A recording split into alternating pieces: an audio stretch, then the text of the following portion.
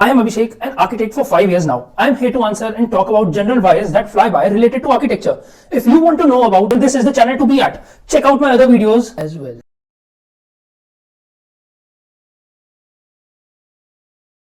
Let's play a game.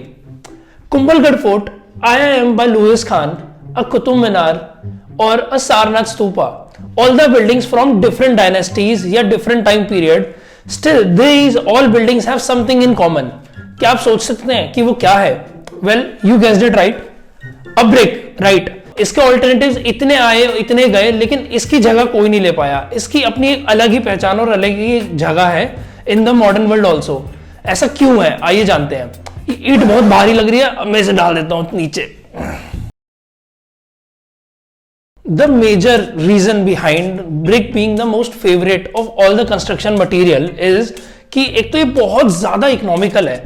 जहां पे BRICS बनाई जाती है, जो एक्सकेवेशन साइट्स बनती है या जहां पे बर्न करी जाती है ब्रिक्स और उसको स्क्रैच से बनाया जाता है, उन एरियाज को दोबारा से एक एग्रीकल्चरल लैंड में कन्वर्ट किया जा सकता है. तो जो लैंड है जहां पे इनको बनाया जा रहा है वो पूरी तरीके से डिस्ट्रॉय नहीं होते. ऑन दी अदर हैंड, जो बाकी पत्थर और ये सब पहाड़ काट काट के निकाले जाते हैं फॉर कंस्ट्रक्शन मटेरियल, वहां पे वो पहाड़ ऑब्वियसली बात है वो डिस्ट्रॉय हो जाते हैं. वो दोबारा बनने में जितनी सदी लगेगी उसके मुकाबले ब्रिक्स बहुत ज्यादा इकोनॉमिकल पड़ती है फॉर दैट. सेकेंडली, ये ब्रिक्स जब बन के रेडी हो जाती है तो किसी भी साइट पे आने के बावजूद इसकी जो कंस्ट्रक्शन कॉस्ट है, एक मतलब बेसिकली ईंट की जो कॉस्ट पड़ती है वो बहुत चीप पड़ती है in comparison to the other materials available in the market. The second major reason for brick being the most favourite construction material is its availability.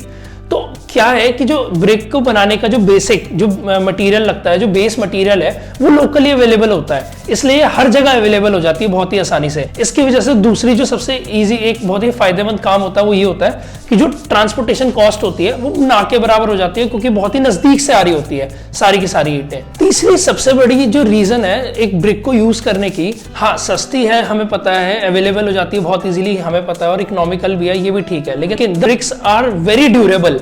अगर आप जैसे मैंने एग्जांपल दिए थे स्टार्टिंग में, जितनी भी बिल्डिंग्स के उसमें से कई बिल्डिंग्स कई 100 साल पुरानी है और वो आज भी वैसे ही खड़ी है. ब्रिक्स बिल्कुल भी डीके नहीं होती उस स्पीड से जिस स्पीड से और कई मटेरियल डीके हो जाते हैं. जो ब्रिक होती है वो एक बहुत ही अच्छी हीट एब्जॉर्बेंट की तरह काम करती है.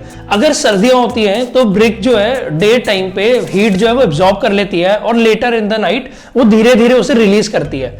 सेकेंडली, वहीं अगर समर टाइम्स में जो ब्रिक है उसके ऊपर आप हीट डालोगे, जितनी भी मतलब सन रेज और वो सब हीट आती है उस पर, तो जो ब्रिक है वो सारी की सारी जो हीट है वो एब्जॉर्ब कर लेती है और अंदर को ठंडा रखती है, अंदर वाले पोर्शन को. इसका अगर आप लोगों को एग्जांपल देखना है तो आप लोग हवा महल भी देख सकते हो कि जो टेम्परेचर है वो आप बाहर के मुकाबले ऑब्वियसली कम देखोगे कि भाई वो अंदर जो टेम्परेचर है वो काफी कम है rather than comparing to the outside of the area.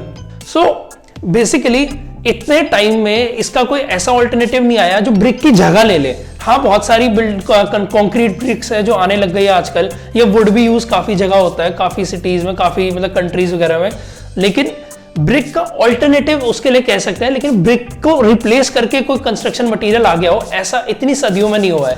अगर आप लोगों को लगता है कि कोई कंस्ट्रक्शन मटेरियल जो इसकी जगह ले सकता है तो वो कौन सा है, do tell me in the comments below.